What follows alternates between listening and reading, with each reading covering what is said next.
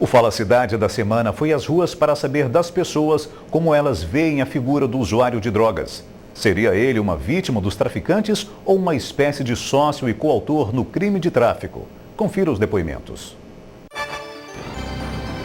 Fala Cidade. A voz do povo na TV. Interagindo em prol da cidadania.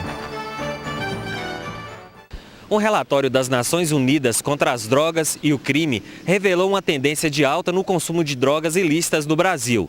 De acordo com o relatório da ONU, 6% da população brasileira com mais de 15 anos usam maconha e 0,8% cocaína. Cada vez mais, o tráfico de drogas alimenta a indústria dos crimes de furto, assalto, latrocínio, que na maioria das vezes são motivados pela dependência química ou psicológica dos envolvidos.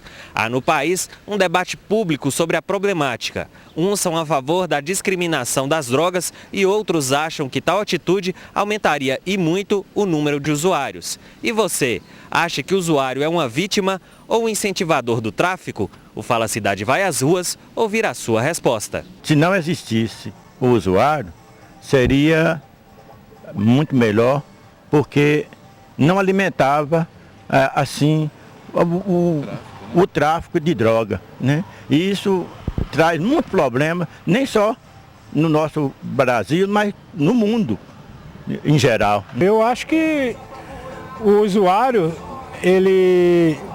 Se não fosse o traficante para poder vender aquela droga para ele, o traficante ele não ia progredir, ele não ia subir para frente, né? Porque no caso do traficante, praticamente ele não usa droga, ele vai só vender a droga para o usuário, né? O evento que marca o aumento da discussão em torno das drogas é o lançamento do filme Quebrando o Tabu, do diretor Fernando Andrade. O ex-presidente Fernando Henrique Cardoso faz defesa veemente da discriminação e não da legalização das drogas, de todas elas. As drogas têm causado uma avalanche de dramas sociais. Muitos adolescentes e jovens começam a usar inocentemente e depois estão completamente presos ao vício. Na fórmula que o ex-presidente defende, o uso de todas as drogas não seria mais criminalizado, mas o tráfico continuaria sendo proibido. Segundo alguns especialistas, esta seria a melhor alternativa para os traficantes, e isso graças a um conceito elementar da economia, a lei da oferta e da procura. Com o consumo liberado, aumentaria a demanda, mas a oferta continuaria reprimida, o que aumentaria o preço e, em consequência, os lucros do crime organizado. Eu vejo que o usuário, indiretamente, ele é conivente com o crime, do tráfico no caso, né? Se não alimentasse o tráfico, com certeza não teria traficante. E se as penas fossem as mesmas de traficante, a mesma do usuário, diminuiria ou acabaria. Até hoje eu desconheço falar que um traficante vai falar que ele trafica. E sim, todas as vezes que se ouve falar de prisão, você me relata que a droga dele é só para o uso dele. O traficante, ele deve ser combatido. E o usuário, é claro, mas não significa que a pena do usuário tem que ser maior, né? Porque ele é uma vítima, ele já se torna uma vítima desde o momento que ele entra. Eu acredito que o tráfico de drogas está ligado ao usuário e vice-versa. Eu costumo dizer que se existe uma padaria, é porque alguém vai lá para comprar pão e o padeiro faz o pão para vender.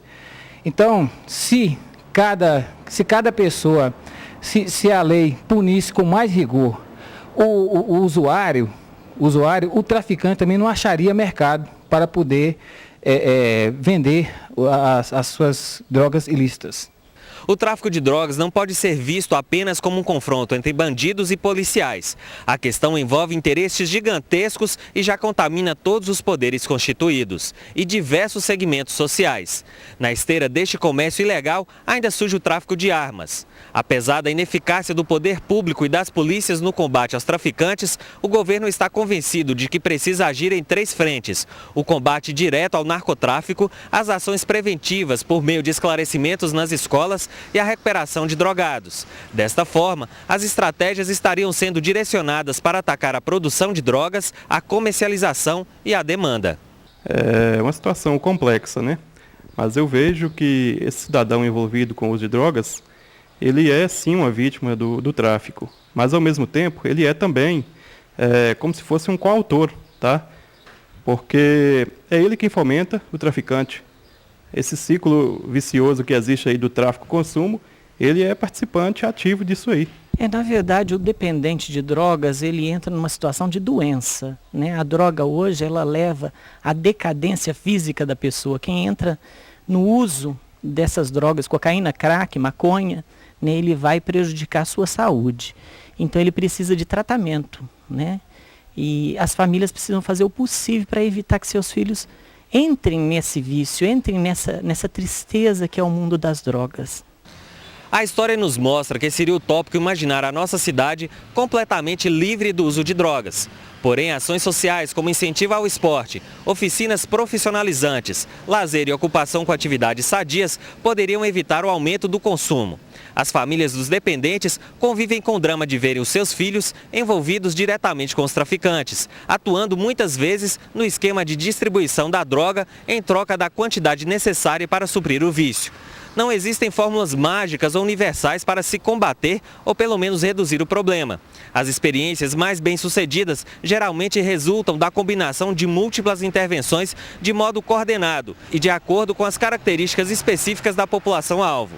Por outro lado, os pais devem estar mais presentes e menos omissos no dia a dia dos filhos e adolescentes, para evitar que eles sejam adotados por um traficante.